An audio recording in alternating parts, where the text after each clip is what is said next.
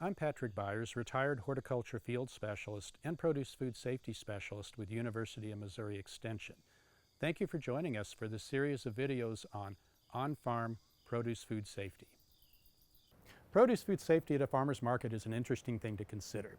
First of all, a couple of general statements. In many cases, the vendors at a farmer's market don't have a lot of control over the policies of the market, particularly those that relate to contact between produce, people, and animals. Secondly, the farmer's market environment frequently is an open environment. And again, vendors don't have a lot of control over what happens above, around, and sometimes even within the farmer's market booth. Now, there are several things that a vendor should advocate for at a farmer's market. And first and foremost is the availability of clean, well-maintained bathroom and hand washing facilities. Secondly, advocate for a separate break area for farmer's market vendors.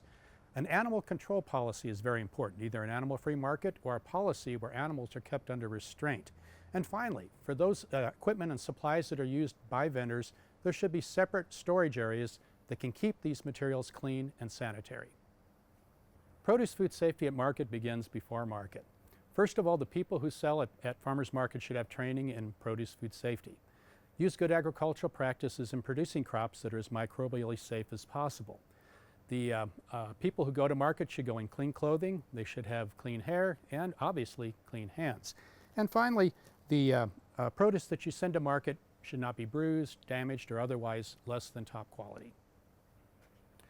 Transport of produce to farmers market is a key step in the chain of produce food safety.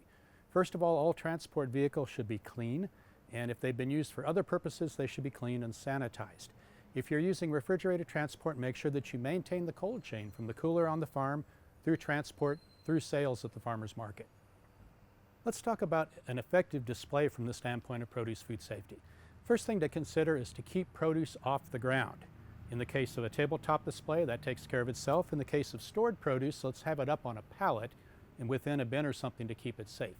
Let's think about the risk of contamination to low-lying produce from animals or perhaps from children, and design displays accordingly.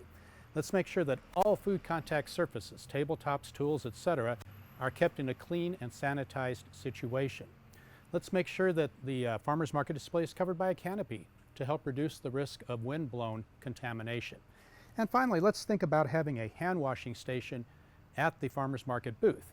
There are situations where hands can become contaminated, and it's very convenient to wash your hands while you're at the booth.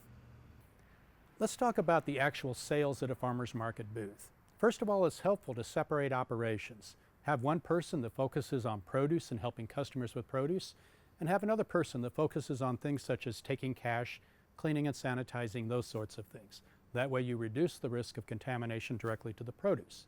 In some cases, produce can be sold in pre-packaged containers or packaging. This obviously reduces the risk of contamination. Other produce that is sold in a bulk fashion should be placed into new food-grade packaging before giving to the customer. And then it's helpful to help reduce customer contact with produce. Obviously, this can be done in a courteous fashion, assisting customers, but important that produce end up in customers' hands without the risk of contamination. If a customer provides a tote or something else to carry produce, place that produce, again, in a clean, single-use plastic bag before placing it into the customer's tote. Sanitation is part of the experience at a farmer's market booth. Make sure that you keep all food contact surfaces in a clean and sanitary condition. Make sure that you only use food-grade packaging. Make sure that you have a conversation with customers about washing produce when they get home. And then make sure you have a good hand washing policy, so anytime hands become contaminated, they can be cleaned. And finally, let's think about gloves. Gloves can be helpful at a farmer's market, but it's easy to contaminate gloves. And if gloves become contaminated, they must be changed and replaced. So in conclusion, remember that produce food safety at the farmer's market begins on the farm. It extends through the transport process to the market. It includes great strategies for constructing displays, and it includes good practices when it comes to handling produce and interacting with customers. And then a final point to be made, there should always be a sign, a clear sign that identifies the farm at the farmer's market booth. This aids in traceability if there's ever any questions on the part of a customer in where produce originated.